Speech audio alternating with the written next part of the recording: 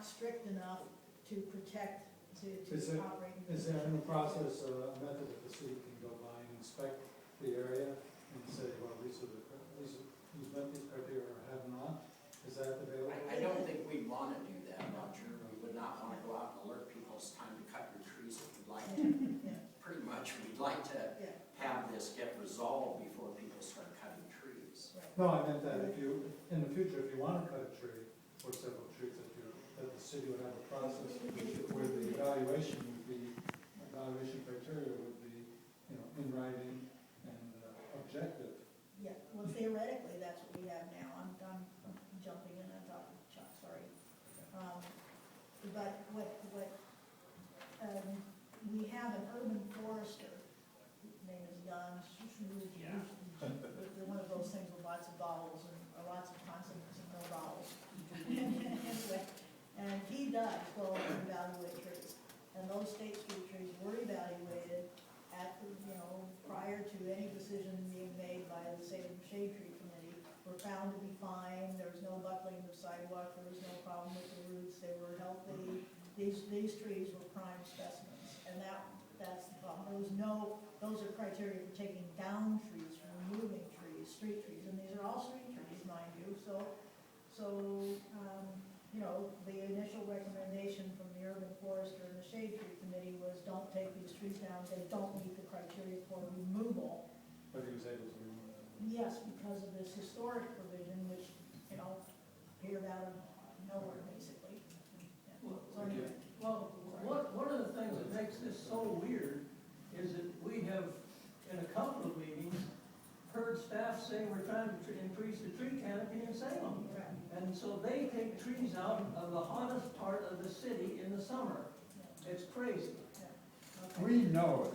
Can I just ask one more question? As citizens, what's the best thing for us to do? Do we write our city councilors and ask them to change the code and just keep Well, I doing would the certainly, campaign? I think at the absolute least, which is let's just expect everyone will do the least they have to do on things like this, express concern over what's happened and an expectation that there be a code in place that would give a better opportunity for public input on removal of major street trees. I mean, that kind of thing. I've had street trees removed from houses I own.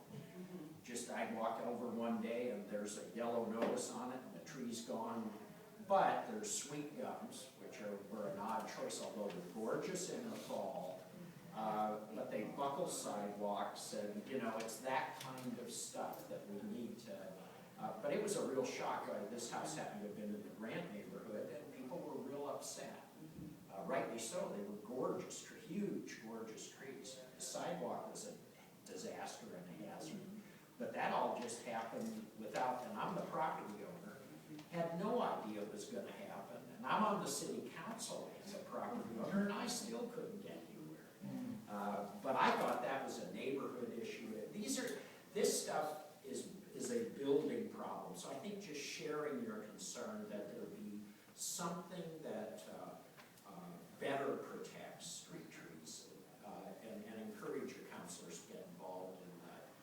But again, I think Laura and I will be spending some time trying to work with the Public Works Director on how better to protect trees.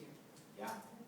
I know you want to get on to the other items, but you mentioned again, you and Councilor Tessler, are you going to be just like inviting the public into like a commission or whatever? Honestly, I don't know. My suggestion, here's how I would handle it. I would refer it to the Shade Tree Advisory Committee for recommendations back to us. They really are the experts. I think for city councilors to try to get too focused into this is helpful, but there actually are people who know what they have experienced issues around this. They know better than we do what the code holes look like or what the appropriate code. So that's how I would handle it is refer it to the Shade Tree Advisory Committee to advise back to us some suggestions on either code changes or a policy direction on how to deal with this. That's how I would approach it. But you would think, Like Mary's starting. Mary? Well, is Roger Yost on that shade tree committee? No, Okay. Okay?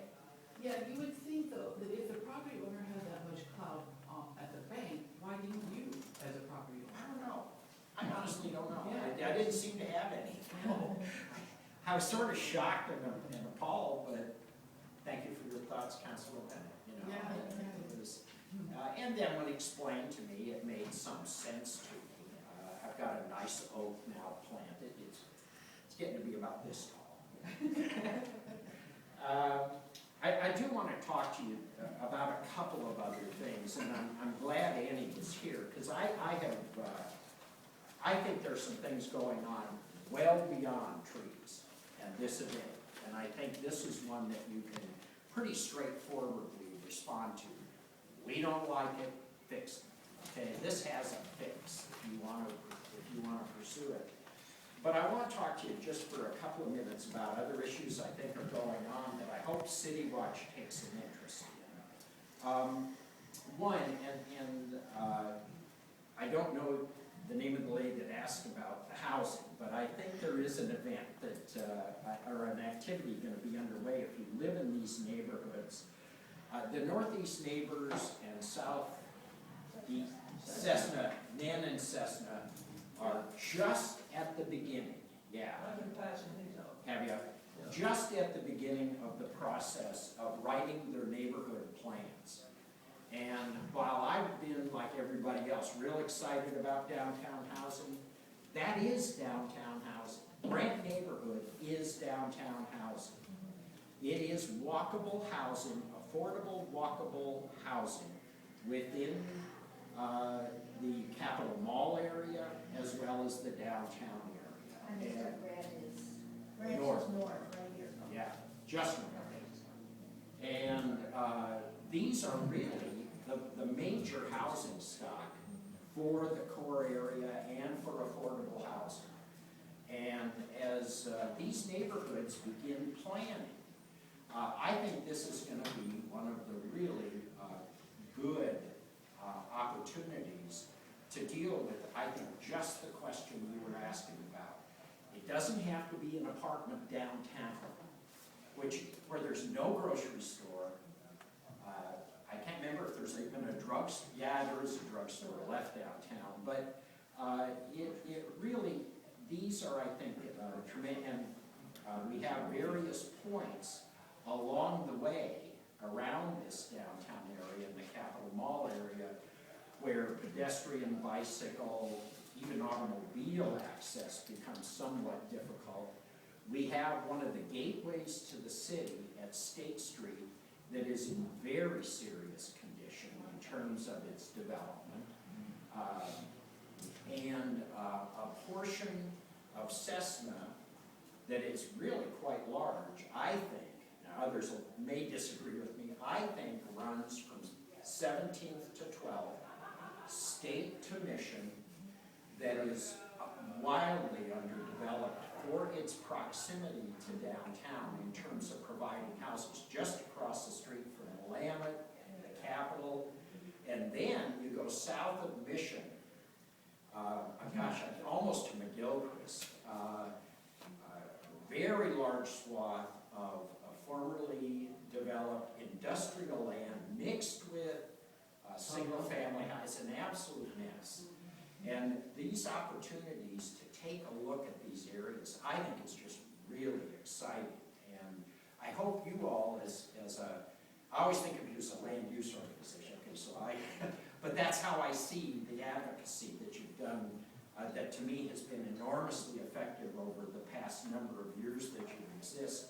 I think this can be a really exciting opportunity and one that is going to beg both leadership and expertise. So I hope you look closely at this, along with Northeast Neighbors and its having Market Street running through it, coming into the downtown, as well as really excellent housing stock all the way to State Street, including the Chemeketa Court Historic District. So I just really